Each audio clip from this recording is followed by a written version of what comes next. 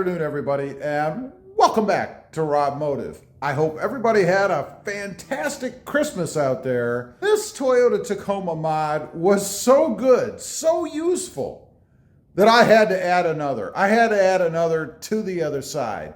But before we get into that, there's something else I wanted to ask you guys about, actually.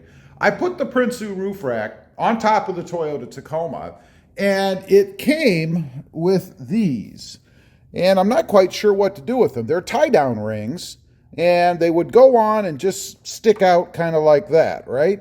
It came with screws and washers and everything else, but I'm not quite sure where they go. If I look at the roof rack, I mean, I'm assuming they go in holes. Now, maybe they're just supposed to go in these slots, and you can slide them along to tie things down. Maybe they go through these holes. I'm really not sure. Ooh, there's a little chip right there I hadn't noticed before. And no, I did not drill that hole. But I'm not quite sure. I'm pretty sure they don't go in these. I think these are just tie-down points for like a strap or something. And of course, in the back, it's the channel. They do have slots where you can put things in, but I don't believe they go there. So I'm a bit confused as to where those things actually go. I mean, they would be handy, of course, if you had anything to tie down to them, but it's a mystery. So anyway, if you happen to know, leave a comment, let me know. Now, let's get on to this must-have Toyota Tacoma mod. And I have to say, for the price, you can't beat it. It's like under $6 for a pair. And I'd have actually had a pair before, except I dropped one on the ground and shattered it. And what I'm talking about are the blind spot mirrors, or mirror in this case, that I added to the Tacoma right here. What this allows me to do is to see what's down along the edge of the Toyota Tacoma. And there's a couple of uses for this. I mean, if you're a big-time off-roader and you want to see what's down there and you don't have a camera, this would be a great thing to angle down and be able to see beside the truck. But for me, it's when I pull in next to curbs or anything on the side, you know, like those drive-thrus where you see everybody slamming up against the curves. I always love when I see that. I'm watching people, and inevitably, somebody always hits that curb right there beside that drive-through ordering kiosk. But anyway, I have one on this side. It's very helpful. I love it. But the problem is I also pull up, of course, as we all do, along things on the other side, like over here. So I've been thinking, gee, Rob, you know, you put that thing on there and it's so useful and it's so cheap. Why not just buy another set? Yes, because I broke the other one, and go ahead and put one on the other side of the truck so that I can see what's actually alongside here. You know, one of the best things or options I've seen out there, and I've had it, I think, on one vehicle, and I think it was a car, where the mirrors actually would tilt down where you could set them to when you backed up so that you could see what was alongside the car. What a great option, and why trucks don't have that. It should be standard. As big as a truck is and as high as they are, you can't see anything. So anyway, we're going to go ahead and put it on. This is what it looks like right here. This is actually how it comes. There's 2 per set, as I mentioned. They attach to a plastic swivel, and you can adjust the angle then however you want it to be for you. It's held on by double-sided tape. I like that because if I ever want to take them off, all I have to do is grab a razor blade and kind of slide down along the mirror so I don't damage the mirror, and pop it off if I wanted to. If there's adhesive left over, just clean it off. No big deal. Now, the one drawback to this particular one, and I'm going to put a little more tape on here, is it's like they mean it to go on like this against something. Because when you put this back on it like this, you have a big void in the middle. I want it to stick well to this, right? So I'm going to put a little extra double-sided tape here in the center just to give me a little more security to hold it on. Now, one tip I'll give you in doing this, particularly if you live in a colder climate, it is pretty cold out here today. You see the hairdryer laying there, right? I'm going to heat up the mirror and these surfaces where I'm going to put the double-sided tape on a little bit, just to give it a better chance for adhesion. Again, really important if you live in a cold weather climate. Okay, first thing you want to do, and I know some of this may be trivial to some folks out there, but maybe it just didn't cross your mind, is to clean that surface off where I'm going to put the double-sided tape on the holder here, just to give it, again, best chance for adhesion. It's all about adhesion when you're doing this, right?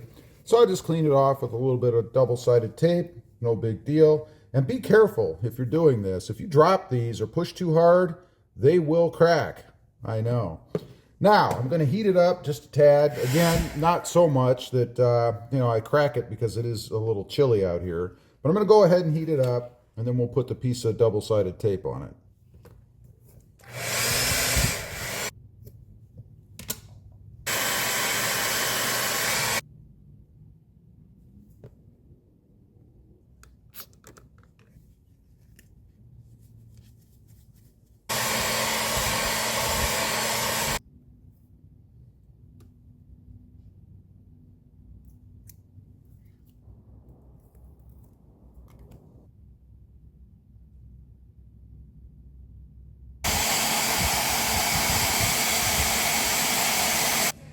Okay, now the critical, not so critical part is to go ahead and stick it on there, right? Everything should be sufficiently heated, I hope. I'm just going to stick it right in the corner. I'm trying to get it like I did the other side. It's not rocket science, and it doesn't have to be perfect. You just want it on. So, about right like that, I figure.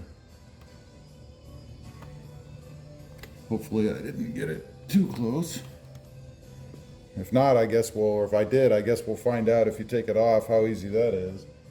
But I'm just going to hold it on there for a couple minutes to make sure that it gets good hold, and then we'll take it out and test it, see if it's actually working.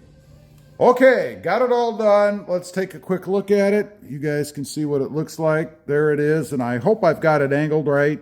We're going to pull up against something here in a minute, and I'll let you guys see what I can see. Here's one area that I back up against, and we'll let you guys see.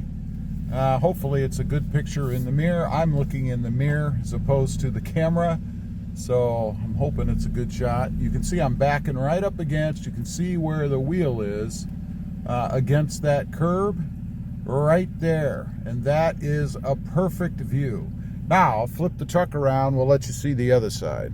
Okay, here's the driver's side pulling up against the same curb, if you will, or area.